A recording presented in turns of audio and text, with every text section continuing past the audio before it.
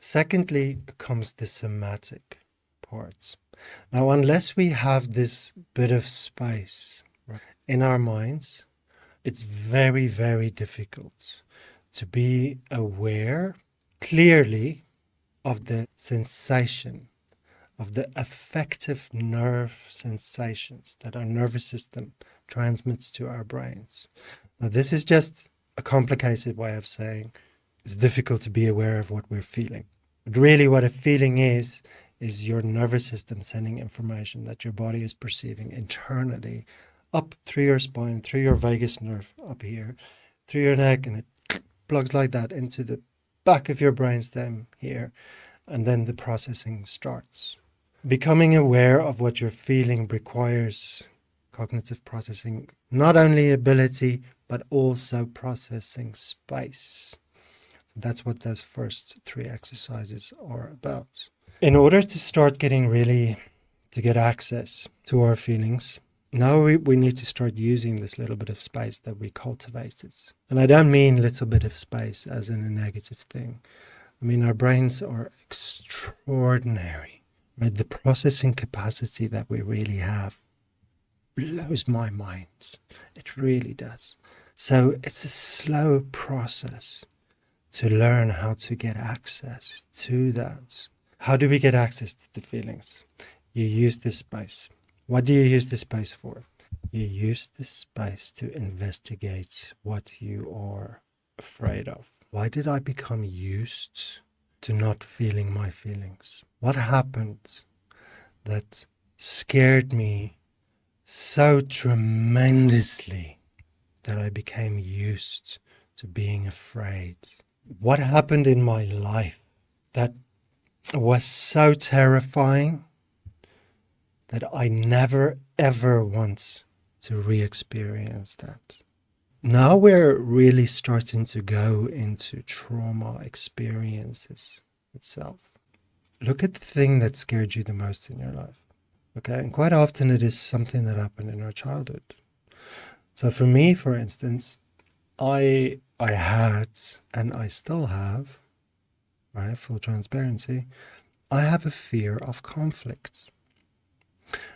The reason I have a fear of conflict is because there was extraordinary conflict in my childhood and in my adolescence and in my adulthood. I'm afraid of it because I've experienced a lot of it. Okay, now I did learn how to deal with it, and I did learn how to manage it, and I am on a scale of 1 to 10, I was really at a 1. Now I'm maybe a 7, sometimes an 8, in my ability to deal with it, my ability to not let it affect my nervous system and my cognitive processes, and therefore my ability to be a healthy human being. But this is my personal example of go into your life to see what is the thing that you're very, very scared of. Now, I was scared of conflict, right? Terrified of it. Now think about how does that apply in a relationship, for instance. Every single time in my past where it looks like there might be a fight in my relationship, I immediately went into defense and started defending myself. That's not healthy for a relationship. Okay, it's not healthy for a relationship. It doesn't have to be a partner relationship. It can be a parent-child relationship. It can be a sibling relationship. It can be a close friend relationship. It can be a work colleague relationship. This is how you figure it out.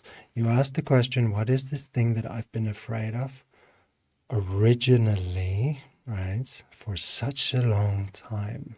Once you've identified that, there's a tool by Christopher Germer called mindful self-compassion.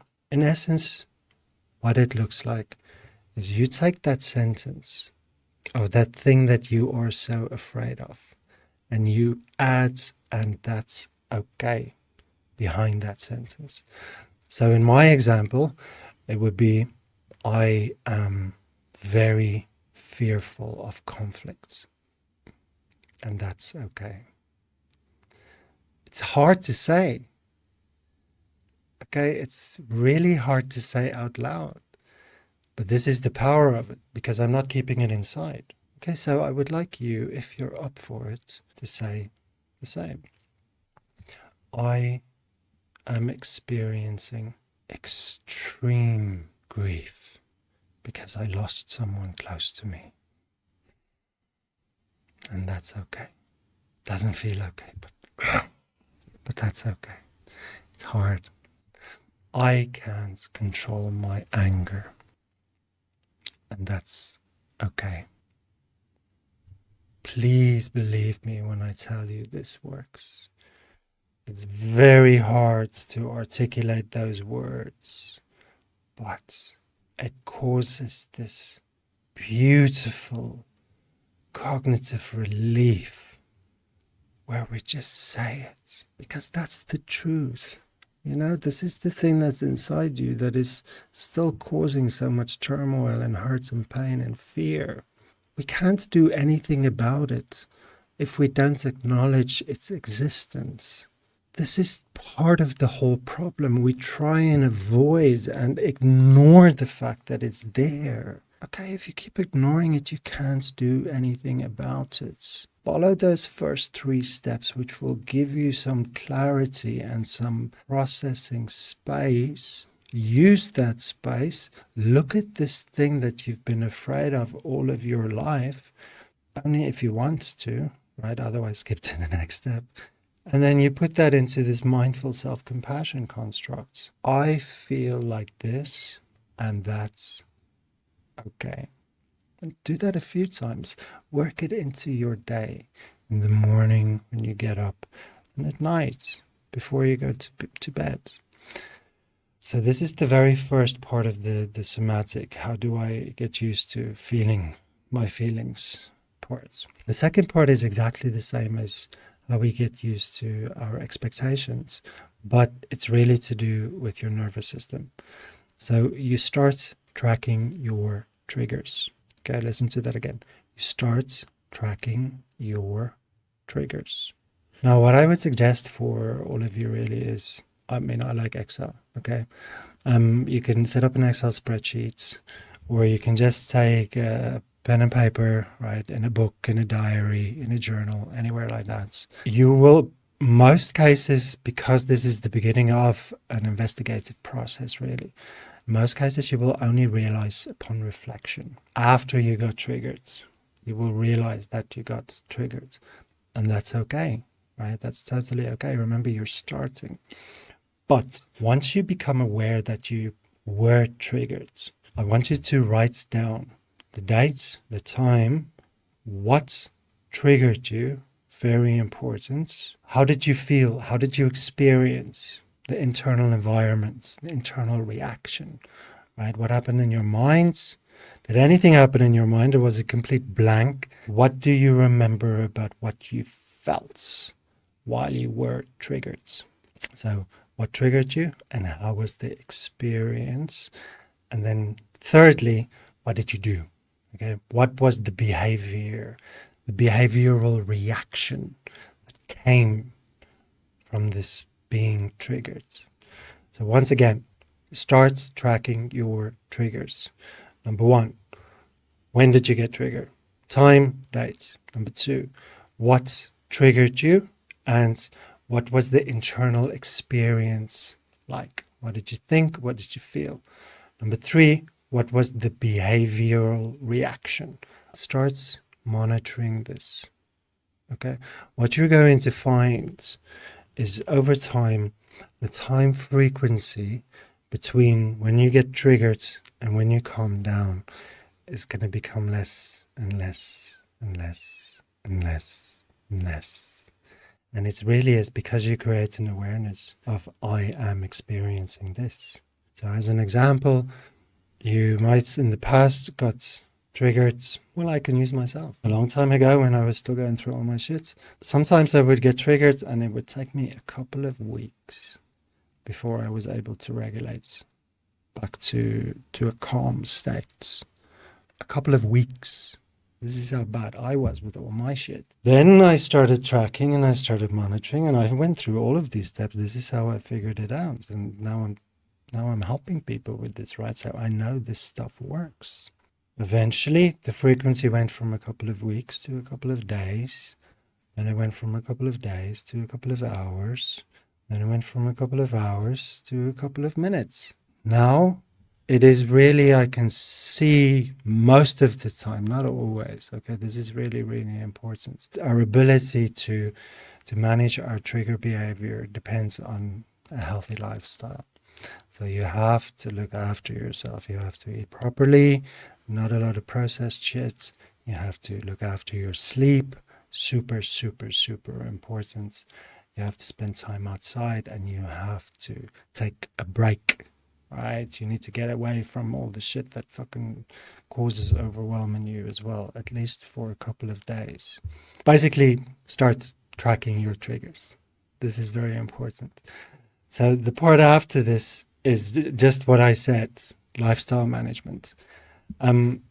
The way that our ability to remember all of these things work is really energy dependent. It depends on the amount of energy we have access to.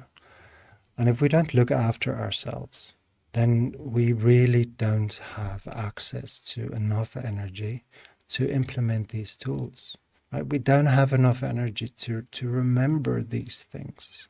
Okay, so the very first thing on that spreadsheet or on that book where you're tracking your triggers, starts tracking your sleep. Okay, if possible at all, try and get at least 6 or 7 hours of sleep a night. This sleep is really when our brain recuperates, it rests, it categorizes, it consolidates all of the information that we perceive during the daylight hours, right? During our waking states. This is when our brain makes sense of all of that information and processes all of that information.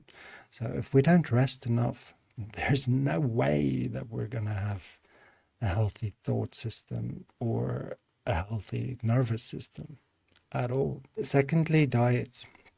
Diet is quite important. As a general rule, the less ingredients, the better. More ingredients in something packaged, anything wrapped in plastic, probably a ton of preservatives in there to make it last longer. All of those things really mess with our chemistry. Especially our digestive system is incredibly sensitive. And majority of the actual neurochemicals that our brain releases to make us feel good, healthy, positive, calm, they actually get manufactured in our guts. So what we eat is very, very important. Spend time outside, okay? Spend time outside where you don't just look in front of you like this. Become aware of how you use this sense. When you're outside, look into the distance.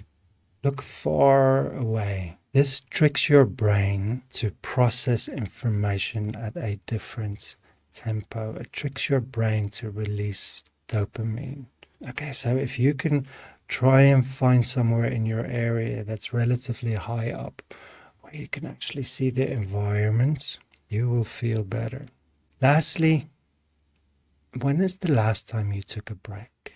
Okay, when is the last time you went away for a day or a weekend? When is the last time you took a break? When we are stuck like this, it's like we get amnesia, right? We forget about life and being alive. We go into a state of perpetual existence. But existing is not being alive. Okay, existing is existing. Existing is feeling the same thing, the same state. We're alive. Okay, and what makes life amazing for us is the fact that we can feel. This is what makes life amazing. Yes, the trauma experiences we go through makes us fearful of feeling. But if you want to know how to change that, the answer lies in learning how to feel feelings that you have become afraid of.